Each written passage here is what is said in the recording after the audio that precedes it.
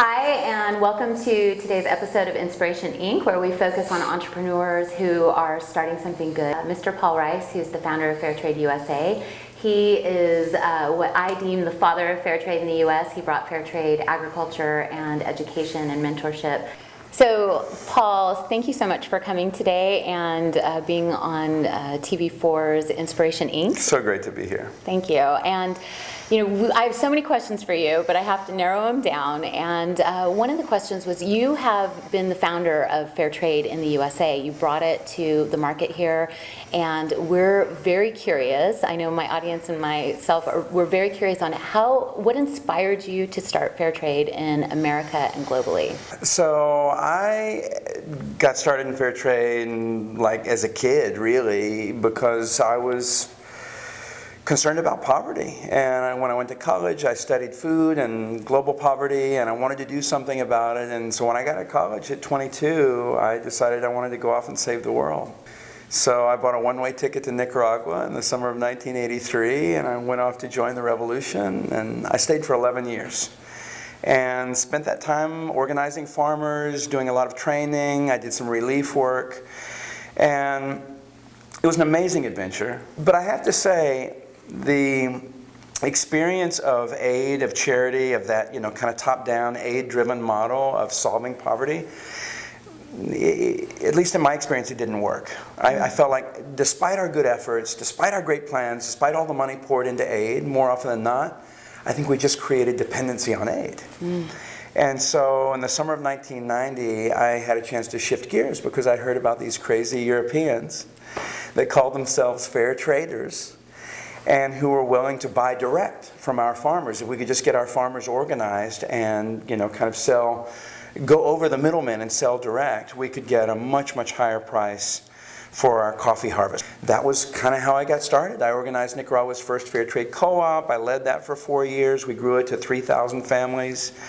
And so I got to experience and live this fair trade movement on the ground in the lives of, in the lives of farmers. That was all about empowerment.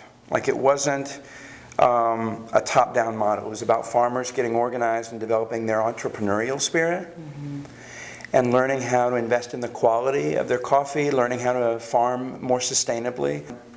As a result of that, kind of business journey, if you will, they were able to get so much more for their harvest. We dug wells and brought clean water into villages for the first time. We created scholarship programs so that kids could go on to high school, because as you know, in the developing world, high school is still a luxury. Very much so. All of it thanks to this really simple, powerful concept of a fair price for a great product and for all the hard work that goes into that great product. So that's what made me a true believer and made me want to come back and do fair trade here in the U.S. As you know, I'm a fair trade activist, and I've dedicated my entire company to fair trade tea.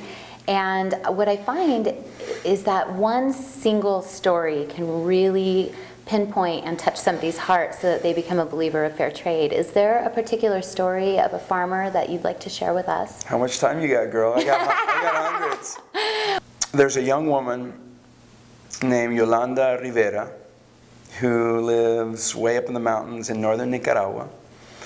And her father, Santiago, is like the classic coffee farmer. So Santiago's a fourth-generation coffee farmer.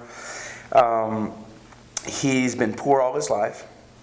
He worked his butt off as a young man to save up enough money to buy a 2-acre farm. They joined a co-op back in the early 90s. They were part of this group that I helped form in Nicaragua back then. And they got fair trade certified, and they started to sell their coffee direct and to make much more money for it. And they've always struggled, to put food on the table. They've always worked hard and yet never really had a chance to kind of move out of poverty and provide for their kids. They joined the co-op and started selling to fair trade, and within a year the community got together, all 30 families in that community, and they said, okay, we're making more money for our coffee, what are we going to do with that? And so the first thing they decided to do was to set up a scholarship fund so that their kids could go to high school. The local school went through 6th grade. High school was a 10-mile bus ride away. Bus money, lunch money, uniform money, a couple $100 a year. Not a lot of money to you and me, but $200 a year for those families was a wall. And so no one went on to high school. So they set up a $200 a year high school scholarship program. So Santiago's daughter, Yolanda, was the first part of that first crop to go into that program. She was the first person in the history of that community to graduate from high school. She went on to college. And now she, with a college degree in biology and laboratory sciences, she is back in the clinic in their village working in her communities. This woman who is now a role model for every girl in that village who can visualize something other than farming.